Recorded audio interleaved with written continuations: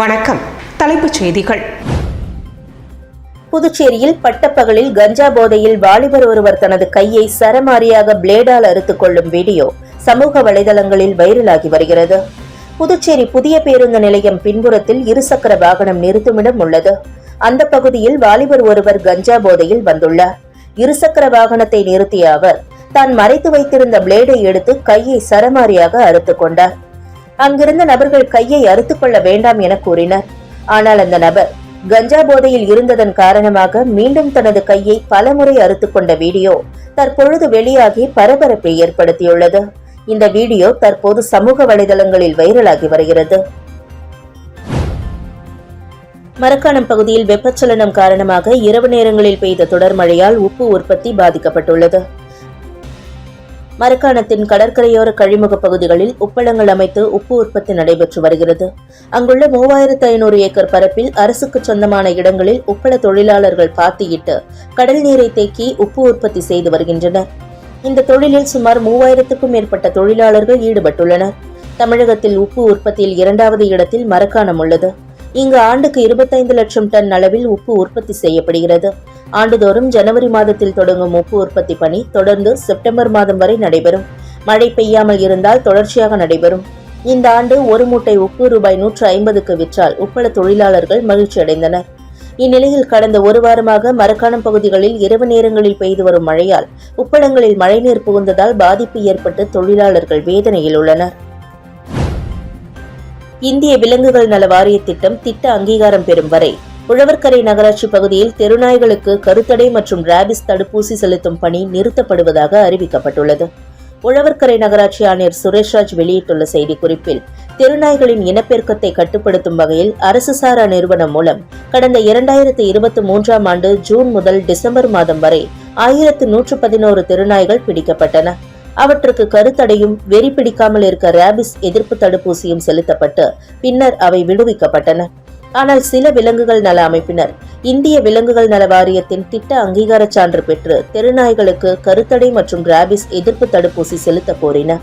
அதையடுத்து விலங்குகள் நல வாரியமும் திட்ட சான்று பெற அறிவுறுத்தியது. இதனையடுத்து தற்போது திட்ட அங்கீகாரம் கோரி இந்திய விலங்குகள் நல வாரியத்தில் உழவர்கரை நகராட்சி சார்பில் மனு அளிக்கப்பட உள்ளது. ஆகவே அங்கீகார சான்று கிடைத்தவுடன் மீண்டும் தெருநாய்களுக்கு கருத்தடை சிகிச்சை செய்து தடுப்பூசி செலுத்தப்படும் என குறிப்பிடப்பட்டுள்ளது. புதுச்சேரியில் தொடர்ந்து பதிவு செய்த மாணவர்களுக்கு வழக்கறிஞர் ஐயப்பன் கல்வி சார்ந்த உபகரணங்களை வழங்கி நாட்டின் உயரிய பதவிக்கு செல்ல வேண்டும் என வாழ்த்துக்களை தெரிவித்தார். புதுச்சேரியில் ஏழை எளிய மாணவர்களுக்கு தொடர்ந்து கல்வி சார்ந்த உபகரணங்களை வழக்கறிஞர் ஐயப்பன் தொடர்ந்து வழங்கி வருகிறார். அந்த வகையில் முருங்கப்பாக்கத்தில் உள்ள அவரது அலுவலகத்தில் பதிவு செய்த 10க்கும் மேற்பட்ட மாணவர்களுக்கு கல்வி உபகரணங்கள் வழங்கி வழக்கறிஞர் ஐயப்பன் வாழ்த்து பேசினார். அப்போது அவர் பேசும்பொழுது, புதுச்சேரியில் தொடர்ந்து பள்ளி மாணவர்கள் படித்து நாட்டின் புதிய பதவிக்கு செல்ல வேண்டும் என கேட்டுக்கொண்டார். மேலும் மாணவர்களுக்காக எனது அலுவலகம் எப்போதும் சேவையாற்றிக் கொண்டிருக்கும் என்றும் எந்த உதவியாக இருந்தாலும் படிப்பிற்காக செய்ய தயாராக உள்ளேன் என்றும் அவர் தெரிவித்தார். புதுவை அரசு துறைகளில் பணியாற்றும் தினக்கூலி ஊழியர்களுக்கு சம்பளம் உயர்த்தப்பட்டுள்ளது. புதுச்சேரி அரசு ஊழியர்களுக்கு சமீபத்தில் அகவிலைப்படி 46%இருந்து 50% உயர்த்தி வழங்கப்பட்டது. இதனைத் தொடர்ந்து புதுவை அரசு துறைகளில் பணியாற்றும் முழுநேர தினக்கூலி ஊழியர்கள் மற்றும் பகுதி நேர ஊழியர்களுக்கு 7வது ஊதிய குழுவின்படி கடந்த ஜனவரி முதல் சம்பளம் திருத்தி அமைத்து உயர்த்தப்பட்டுள்ளது. இதேபோல் பகுதி நேர தினக்கூலி ஊழியர்களுக்கான சம்பளமும் உயர்த்தப்பட்டுள்ளது. இதற்கான உத்தரவை அரசு சார்பு செயலர் சிவக்குமார் பிறப்பித்துள்ளார். இந்த ஊதிய உயர்வு மூலம் சுமார் 10,000 ஊழியர்கள் பயனடைவர். புதுச்சேரி கருவடிக்குப்பம் விநாயகர் கோவில் உண்டியல் காணிக்கை என்னும் போது ரூபாய் 20,000 செல்லாத ஜெராக்ஸ் நோட்டுகளை மர்ம நபர்கள் உண்டியலில் போட்ட சம்பவம் பரபரப்பை ஏற்படுத்தியுள்ளது. புதுச்சேரி லாஸ்பேட்டை தொகுதிக்குட்பட்ட கருவடிக்குப்பம் பகுதியில் சுந்தரமூர்த்தி விநாயகர் கோவில் உள்ளது. இந்த கோவிலில் ஆண்டுக்கு ஒரு முறை உண்டியல் திறக்கப்படுவது வழக்கம். அந்த வகையில் கோவிலில் இருந்த உண்டியல் திறக்கப்பட்டது. அப்போது உண்டியலில் செல்லாது என அறிவிக்கப்பட்ட ரூபாய் 2000 நோட்டுகள், அதோடு பழைய நாணயங்கள், ஓட்டை காலனா, செல்லாத 2000 மதிப்புடைய போலி ஜெராக்ஸ் நோட்டுகள், சிலுவை, வாகனங்களுக்கு பயன்படுத்தப்படும் வாஷர் உள்ளிட்ட கண்ணிற்கு தென்பட்ட அனைத்து பொருட்களையும் கோவில் ஒண்டியலுக்குள் மர்ம நபர்கள் போட்டுச் சென்றுள்ள சம்பவம் கோவில் நிர்வாகத்தினரிடையே அதிர்ச்சியை ஏற்படுத்தியுள்ளது. மேலும் உண்டியலில் இருந்து எடுக்கப்பட்ட போலி ரூபாய் நோட்டுகளை கோவில் நிர்வாகிகள் கிழித்தும் தீயிட்டும் கொளுத்தியும் அழித்தனர். திண்டிவனத்தில் 87 வயது முதியவரை தெருநாய் ஒன்று துரத்தி கடித்த சம்பவம் பரபரப்பை ஏற்படுத்தியுள்ளது. திண்டிவனம் பகுதியில் ஏராளமான நாய்கள் தெருவில் சுற்றித் திரிகின்றன. இதில் திண்டிவனம் மாரியம்மன் கோவில் அருகே ஒத்தவாடி தெருவில் ஒரு நாய் வெறிபிடித்த நிலையில் நடந்து செல்பவர்களை குறைத்து வந்தது. இந்நிலையில் இன்று வெறிபிடித்த நாய் சாலையில் சென்றவர்களை விரட்டிச் சென்றது. அப்பொழுது தீ குளிப்பதற்காக அதே பகுதியைச் சேர்ந்த முதியவர் ராமசாமி என்பவரை துரத்தி கடித்து அவருக்கு கை கால் போன்ற பல்வேறு பகுதிகளில் காயங்கள் ஏற்பட்டுள்ளது. இதனை அடுத்து அங்கிருந்தவர்கள் அவரை மீட்டு திண்டிவனம் அரசு பொது மருத்துவமனையில் சிகிச்சைக்காக சேர்த்துள்ளனர். தொடர்ந்து திண்டிவனம் முழுவதும் வெறிநாய்களின் நடமாட்டம் அதிகம் உள்ளதாகவும் தொடர்ந்து பொதுமக்களை கடித்து வருவதாகவும் பொதுமக்கள் புகார் தெரிவிக்கின்றனர்.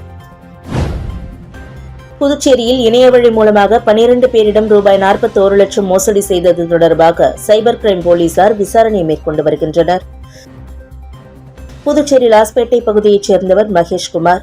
இவரது செல்போனுக்கு வாட்ஸ்அப்பில் குறுஞ்செய்தி வந்தது. அதில் ஆன்லைன் வியாபாரம் மூலம் அதிக லாபம் பெறலாம் என்று குறிப்பிடப்பட்டிருந்தது. அதற்கு அவர் சம்மதம் தெரிவித்து பல்வேறு தவணைகளாக ஆன்லைன் மூலம் ரூபாய் 24 லட்சம் முதலீடு செய்தார். ஆனால் அதன் மூலம் கிடைத்த பணத்தை எடுக்க முயற்சித்த போது முடியவில்லை. இதனால் தான் மோசடி செய்யப்பட்டதை அறிந்த அவர் புதுவை சைபர் கிரைம் போலீசில் புகார் அளித்தார். இதேபோல் வீட்டிலிருந்து வேலை, ஆன்லைன் வர்த்தகம், ஆன்லைனில் அதிக முதலீடு என பல்வேறு வகையில் லாஸ்பேட்டையைச் சேர்ந்த ஞானேஸ்வர் என்பவர் ரூபாய் 4 லட்சம், மேகவதி ரூபாய் 2 லட்சம், மேட்டுப்பாளையத்தைச் சேர்ந்த தீபிகா ரூபாய் 5000, வில்லியனூர் லட்சுமணன் ரூபாய் 1,32,000, மதகடிப்பட்டு நீலகண்டன் ரூபாய் 7,76,000, ஸ்ரீவினா ரூபாய் 8,000, பாண்டிமீனா ரூபாய் 48,000, ஹரிதாஸ் ரூபாய் 16,000, சுமித்ரா தேவி ரூபாய் 5,000 இழந்துள்ளனர். ஒரே நாளில் ஆன்லைன் மூலம் 12 பேரிடம் ரூபாய் 40,73,000 மோசடி செய்யப்பட்டுள்ளது. இதுகுறித்து சைபர் கிரைம் போலீசார் வழக்கு பதிவு செய்து விசாரணை நடத்தி வருகின்றனர். புதுச்சேரி கோரிமேட்டில் உள்ள ஆயுதப்படை மைதானத்தில் பள்ளி மாணவ மாணவிகளுக்கான மாநில அளவிலான தடகள போட்டிகள் தொடங்கின. புதுவை மாநில விளையாட்டுத்துறை மற்றும் இளைஞர் நல இயக்குநரகம் சார்பில் பள்ளி மாணவ மாணவிகளுக்கான மாநில தடகள போட்டி புதுச்சேரி கோரிமேடு ஆயுதப்படை மைதானத்தில் தொடங்கியது. இந்த போட்டியை மாநில விளையாட்டு இளைஞர் நலத்துறை செயலர் அமர்நாத் தல்வாடே, கல்வி மற்றும் விளையாட்டுத்துறை செயலர் பிரியதர்ஷினி ஆகியோர் தொடங்கி வைத்தனர். போட்டிகளில் புதுவை மாநில 8 வட்டம் அளவில் தேர்வு செய்யப்பட்ட புதுச்சேரி, காரைக்கால், மாஹே, ஏனாம் ஆகிய பிராந்தியங்களைச் சேர்ந்த 640 மாணவ மாணவிகள் பங்கேற்றனர். இதில் 14 வயதுக்கு உட்பட்டோர், 17 வயதுக்கு உட்பட்டோர், 19 வயதுக்கு உட்பட்டோர் ஆகிய பிரிவுகளில் தொடர் ஓட்டம், நீளம் தாண்டுதல், உயரம் தாண்டுதல், குண்டு எறிதல், ட்ரிபிள் ஜம்ப், ஈட்டி எறிதல் போட்டிகள் நடத்தப்பட்டன. இவற்றில் வெற்றி பெறும் மாணவர்களுக்கு பரிசுகள் வழங்கப்படுகின்றன. புதுவையில் சரியான நேரத்திற்கு பணிக்கு வராத ஊழியர்கள் மீது கடும் நடவடிக்கை எடுக்கப்படும் என அரசு எச்சரிக்கை விடுத்துள்ளது. புதுச்சேரியில் அரசு ஊழியர்கள் சரியாக காலை 8:45 மணிக்கு வர வேண்டும். ஆனால் ஊழியர்கள் சரியான நேரத்திற்கு பணிக்கு வருவது கிடையாது. இதனால் பொதுமக்கள் பல்வேறு இன்னலுக்கு ஆளாவதோடு அரசின் திட்டங்களும் தேக்கமடைவதாக தொடர்ந்து புகார்கள் வந்தன. இது தொடர்பாக புதுவை அரசின் அனைத்து துறை தலைவர்களுக்கும் புதுவை அரசு சார்பு செயலர் உதயகுமார் சுற்றறிக்கை அனுப்பியுள்ளார். அதில் அவர் கூறியிருப்பதாவது: அரசு ஊழியர்கள் குறித்த நேரத்தில் காலம் தவறாமல் பணிக்கு வர வேண்டும். காலம் கடந்து பணிக்கு வருவது மற்றும் பணி தொடங்கிய பின்னும் இருக்கையில் இல்லாமல் இருப்பதை அரசு ஊழியர்கள் தவிர்க்க வேண்டும். நேரம் தவறாமல் பணிக்கு வருவதால் பொதுமக்களிடையே மொத்த துறையும் நன்மதிப்பு பெறும். அரசு ஊழியர்கள் அனைவரும் அர்ப்பணிப்பு உணர்வுடன் வேலை செய்ய வேண்டும். மேலும் அந்தந்த துறை தலைவர்கள் ஊழியர்கள் சரியான நேரத்திற்கு பணிக்கு வருகிறார்களா என்பதை கண்காணிக்க வேண்டும். இந்த உத்தரவை தொடர்ந்து காலதாமதமாக பணிக்கு வருவோர் மீது துறை ரீதியான ஒழுங்கு நடவடிக்கை எடுக்கப்படும் என குறிப்பிடப்பட்டுள்ளது. கல்லூரிகளில் தமிழ் பாட வகுப்புகளை குறைத்தது தொடர்பாக பதிலளிக்க புதுச்சேரி அரசுக்கு சென்னை உயர்நீதிமன்றம் உத்தரவிட்டுள்ளது. புதுச்சேரியில் புதிய கல்விக் கொள்கை அறிமுகம் செய்யப்பட்டுள்ளது.